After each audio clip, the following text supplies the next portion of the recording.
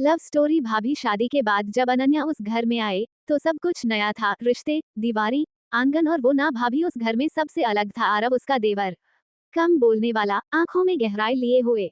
शुरुआत में बात बस भाभी चाय बना दूं तक सीमित थी, लेकिन धीरे धीरे वही छोटी छोटी बातें लंबे सन्नाटों में बदलने लगी। अनन्या जब पूजा करती, आरव दूर खड़ा देखता।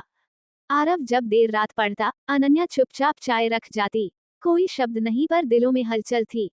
एक दिन बारिश हो रही थी, बिजली चली गई। बरामदे में दोनों बैठे थे, खामोशी के साथ। अनन्या ने हल्की आवाज में कहा, कुछ रिश्ते नाम से नहीं, एहसास से पहचाने जाते हैं, है ना? आरव ने पहली बार उसकी आंखों में देखा, बस इतना कहा, कुछ एहसास कहे नहीं जाते भाभी, जिए जाते हैं। उस पल दोनों समझ गए, ये प्रेम है जो अधूरा है पर पवित्र है। समय बीतता गया, उन्होंने कभी अपनी मर्यादा नहीं तोड़ी, लेकिन दिल ने जो महसूस किया वो जिंदगी भर उनके साथ रहा। क्योंकि कुछ प्रेम मिलकर नहीं, खामोशी से निभाकर अमर होते हैं। अनन्या की शादी को अभी 6 महीने ही हुए थे, लेकिन उसे लगता था जैसे वह इस घर में बरसों से रह रही हो। घर बड़ा था, लोग अपने अपने ध्यान के, पर सबसे ज्यादा जो उसे उलझन में डालता था वो था देवर का रिश्ता। आरव उम्र में उससे 4 साल छोटा, शांत, समझदार और जरूरत से ज्यादा संवेदनशील। वो बाकी लोगों की तरह सवाल नहीं करता था, नहीं अनन्या को परखने की कोशिश करता, बस देखता और समझ लेता। पहली बार जब अनन्या ने उसे देवर जी कहकर बुलाया था, आरव हल्का सा मुस्कुराया था। आरव कह दीजिए भाभी, उस एक वाक्य में कोई बेअदबी नहीं थी, पर अनन्या का दिल अनजाने में धड़क उठा। दिन बीतते गए, घर की जिम्मेदारियों में उलझी अनन्या अक्सर थक जाती, और हर बार बिना कुछ कहे आरव उसके लिए एक गिलास पानी रख देता। ना कोई एहसान जताना, ना कोई सवाल। रात को छत पर खड़ी अनन्या जब आसमान देखती तो नीचे से आरव की आवाज आती, ठंड है भाभी, ऊपर से शॉल ले आइए। वो सोचती ये सिर्फ अपनापन है ना? पर दिल के किसी कोने में एक सवाल हर रोज जन्म लेता, क्या हर अपनापन इतना गहरा होता है? उसे पता नहीं था। ये कहानी अभी बस शुरू हुई है। उस दिन घर कुछ ज्यादा ही शांत था। भैया ऑफिस के काम से बाहर गए हुए थे, सास किसी रिश्तेदारी में। अनन्या रसोई में अकेली थी, मन में जाने क्यों एक अजीब सी बेचैनी। तभी पीछे से आवाज आई, भाभी मदद कर दूं। आरव था, आस्तीन चढ़ी हुई, आंखों में वही ठहराव। नहीं, मैं कर लूंगी, अनन्या ने जल्दी से कहा। पर आरव ने सब्जी काटने का चाकू उठा लिया। दोनों साथ खड़े थे, बीच में बस एक हाथ का फासला, और ढेर सारी अनकही बातें। आप थक जाती हैं, आरव ने धीरे से कहा, फिर भी किसी से कहती नहीं। अनन्या चौंक गई, तुम कैसे जान जाते हो? आरव मुस्कुराया नहीं, बस बोला, कभी कभी खामोशी सबसे ज्यादा बोलती है भाभी। उस पल अनन्या को लगा जैसे किसी ने उसके दिल को पढ़ लिया हो। वो पहली बार खुलकर बोली, इस घर में सब ठीक है, फिर भी कुछ अधूरा सा लगता है। आरव ने उसकी ओर नहीं देखा, लेकिन उसकी आवाज में गहराई थी। कुछ कमी चीजों की नहीं होती, कुछ कमी समझे जाने की होती है। रसोई में घड़ी की टिक टिक गूंज रही थी, पर दोनों की धड़कनें उससे कहीं तेज थीं। अनन्या ने महसूस किया, ये कोई आम रिश्ता नहीं रह गया। और आरव जानता था, जिस रास्ते पर वो चल रहा है, वहाँ नाम नहीं, सिर्फ एहसास हैं। उस रात अनन्या देर तक सो नहीं पाई। आरव की बातें उसके कानों में गूंज रही थी, कमी समझे जाने की होती है। सुबह जब वो पूजा के लिए बैठी, हाथ जोड़ने के बाद भी मन भटकता रहा। उसे खुद पर गुस्सा आया। ये गलत है, उसने खुद से कहा। वो देवर है और मैं भाभी। लेकिन दिल दिल तर्क नहीं मानता। नाश्ते की मेज पर आरव सामने बैठा था। नजरें मिली और अनन्या ने तुरंत नजरें झुका ली। आरव समझ गया, उसने भी दूरी बना ली। दिन बीते, अब वो रसोई में साथ नहीं आते थे। छत पर बातचीत नहीं होती थी। पानी का गिलास भी कोई और रख देता। अनन्या को वही दूरी सबसे ज्यादा चुभने लगी। जिस रिश्ते को उसने गलत मानकर ठुकराना चाहा, उसी की कमी उसे तोड़ रही थी। एक शाम अनन्या से रहा नहीं गया। वो स्टोर रूम में कपड़े रखने गई, और अचानक दरवाजा बंद हो गया। अंधेरा सन्नाटा, कोई है। उसकी आवाज कांप गई। दरवाजे के बाहर से आरव की आवाज आई, भाभी आप ठीक हैं? उस पल अनन्या को एहसास हुआ, डर में भी अगर किसी का नाम सबसे पहले जुबान पर आए तो वो रिश्ता मामूली नहीं होता।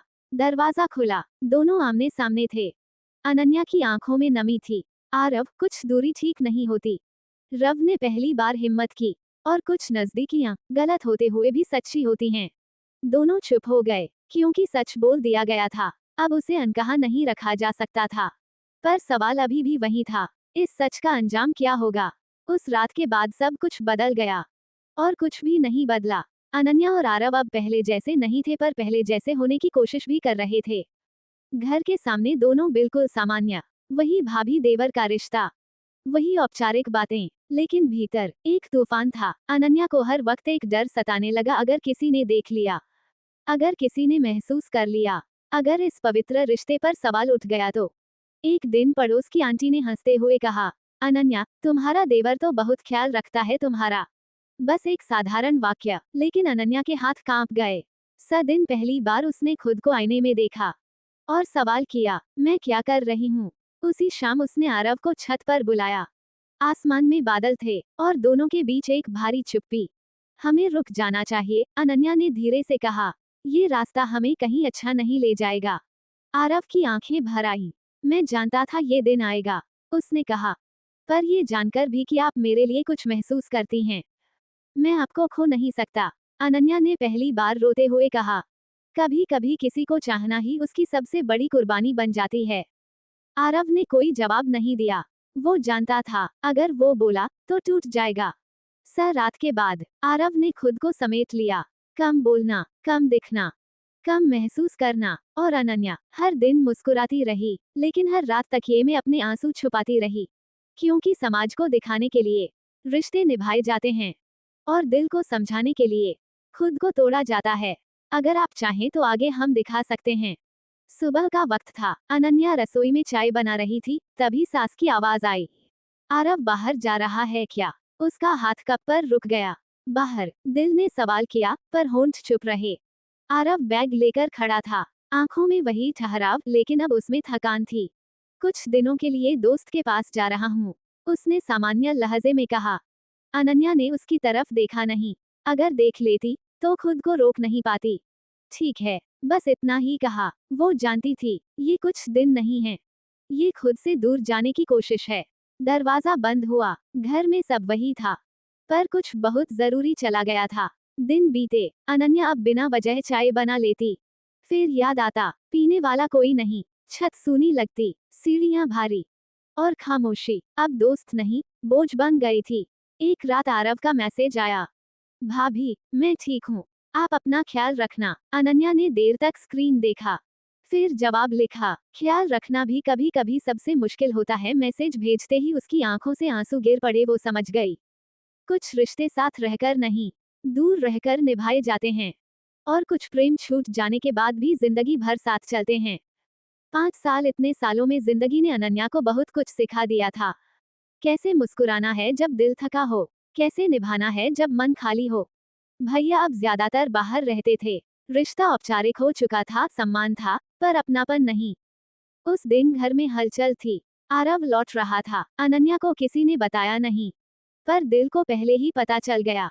शाम को दरवाजा खुला।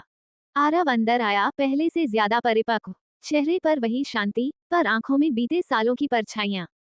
नजरें मिली, वक्त थम गया। नमस्ते भाभी, उसने कहा। नमस्ते, अनन्या की आवाज कांप गई, पर उसने संभाल लिया। सब लोग बातें कर रहे थे, पर दोनों किसी और ही दुनिया में खड़े थे। रात को छत पर वही पुरानी हवा चली। अनन्या अकेली खड़ी थी। पीछे से आवाज आई, आप अब भी यहीं आती हैं। उसने बिना मुड़े कहा, कुछ जगहें आदत बन जाती हैं। आरव पास आया, पर दूरी रखी। मैंने बहुत कोशिश की, पर कुछ एहसास वक्त से नहीं हारते। अनन्या ने गहरी सांस ली। और कुछ एहसास हम जिंदगी भर ढोते हैं, किसी को दिखाए बिना। दोनों चुप हो गए। अब न कोई शिकायत थी, न कोई उम्मीद, बस एक सच्चाई जो कभी अधूरी रह गई थी, और शायद अधूरी रहकर ही सबसे पवित्र थी।